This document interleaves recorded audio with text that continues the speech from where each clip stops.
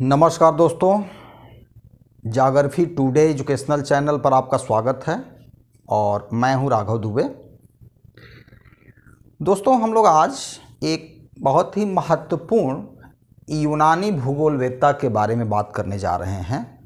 नाम है थेल्स। तो दोस्तों, थेल्स का जो पीरियड है उसको लेकर वैसे भी विवाद है, लेकिन ज़्यादातर लोगों की ये सहमति है कि थेल्स 7वीं और 6वीं शताब्दी में कभी रहे होंगे। हमने जो पाया कहीं ढूंढने पर लगभग ये पीरियड इनका आया 624 या 623 से लेकर 548 या 545 बीसी के बीच में। तो दोस्तों, थेल्स का पीरियड यही है 7वीं और 6वीं शताब्दी। थेल्स मिलेटस नगर के रहने वाले थे और मिलेटस एजियन सागर के पूर्वी तट पर, आजकल जो तुर्की वाला हिस्सा है, वहीं पर एक बहुत महत्वपूर्ण ज्ञान विज्ञान का और व्यापार का केंद्र हुआ करता था, जो मियांडर नदी के मुहाने पर पड़ता था। तो ये वहीं के रहने वाले थे। और दोस्तों, उस समय एजियन सागर और काला सागर के आसपास इन मिलेटस वासियों ने लगभग 80 यूनानी बस्तियां बसाया था। तो आपस में इन बस्तियों में व्यापार भी होता था और भौगोलिक सूचनाओं का आदान प्रदान भी होता था। तो मिलेटस एक बहुत इम्पोर्टेंट गणितज्ञ, दार्शनिक और एक सफल व्यापारी थे।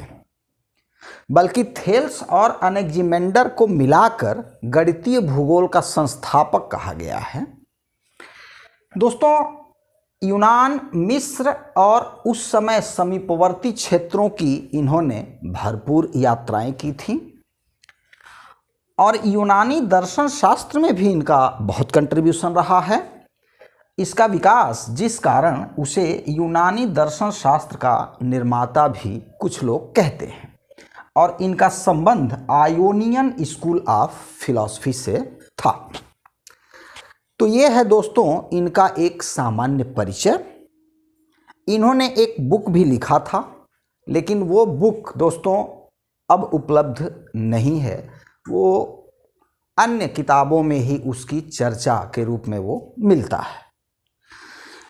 तो दोस्तों, अब हम लोग बात करें थेल्स के भौगोलिक योगदान के बारे में, यानी वर्तमान में जो हम लोग भूगोल पढ़ते हैं उसमें इनका क्या कंट्रीब्यूशन रहा है।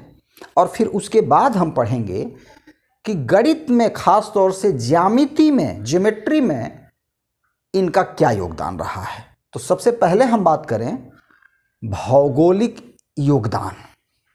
तो दोस्तों, थेल्स के भौगोलिक योगदानों की अगर हम बात करें तो आपके सामने देख रहे होंगे आप कि व्यावहारिक प्रेक्षण एवं मापन पर आधारित इनके निष्कर्ष होते थे और इसीलिए इनको गणित और ज्यामिति का प्रणेता माना जाता है।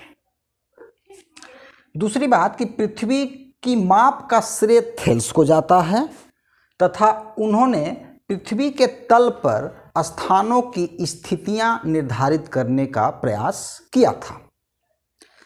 दोस्तों, थेल्स पृथ्वी को जल पर तैरती हुई तस्तरी, डिस्क की तरह से मानते हैं और इसको ब्रह्मांड के केंद्र में मानते हैं।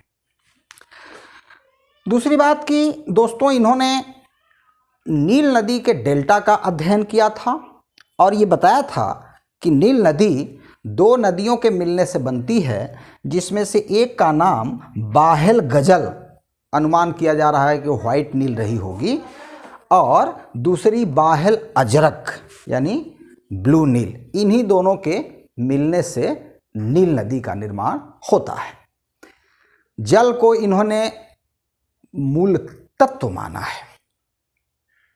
तो ये मुख्य भौगोलिक योगदान हैं थेल्स के। लेकिन दोस्तों, थेल्स ने ज्योमेट्री में बहुत ज़्यादा कंट्रीब्यूट किया है। हालांकि ठीक है कि ज्योमेट्री का पिता यूक्लिड को माना गया है, लेकिन कुछ लोग अभी भी हैं जो ज्योमेट्री के पिता के रूप में, जनक के रूप में थेल्स को भी मानते हैं। तो दोस्तों हम लोग ये देख लें कि ज्योमेट्री में मुख्य रूप से इन्होंने 6 प्रमेयों का प्रतिपादन किया और इनका कुछ और कंट्रीब्यूशन हम ज्यामितीय योगदान के रूप में हम देखेंगे। तो दोस्तों ज्यामिति में थेल्स का बहुत बड़ा कंट्रीब्यूशन है और जो मुख्य 6 इन्होंने संकल्पनाएं दी वो यहाँ पर तीसरे वाले में ABCDEF करके हमने दिया हुआ है। ये पहला यूनानी विचारक, दार्शनिक व खोजी यात्री थेल्स था जिसने ज्यामिति की अनेक आधारभूत प्रमेयों का खोज किया था। मिस्र की यात्रा के दौरान दोस्तों, जब मिस्र की यात्रा पर थेल्स गए थे तो वहाँ पर इन्होंने पुरोहितों को कोण नापते हुए, आधार रेखा और एरिया नापते हुए देखा था। तो वहाँ से इन्होंने ज्यामिति का ज्ञान लिया और उसको यूनानियों को परिचित कराया उससे। तो मुख्य जो इनके ज्यामिति से संबंधित सिद्धांत या प्रमेय हैं, वृत्त व्यास द्वारा 2 बराबर भागों में विभक्त होता है। डायमीटर क्या करता है? किसी भी सर्किल को 2 इक्वल पार्ट में बांटता है। आज हम लोगों को ये कितना साधारण सा प्रमेय लगता है। दूसरा क्या कह रहे हैं? एक अर्धवृत्त के कोण समकोण होते हैं। 9th में हम लोगों को ये भी 8th में पढ़ाया जाता है, 7th में, कि किसी भी सेमी सर्किल में या आधा वृत्त में आप कोई भी कोण बनाएंगे तो वो समकोण होगा। तीसरा है दोस्तों, एक समद्विबाहु त्रिभुज के आधार पर बने कोण बराबर होते हैं। आइसोलिस ट्रायंगल या समद्विबाहु त्रिभुज जिसकी 2 भुजाएं बराबर हों, उनके सामने के कोण भी बराबर होते हैं। आज हम लोगों को ये एक बहुत साधारण प्रमेय समझ में आता है।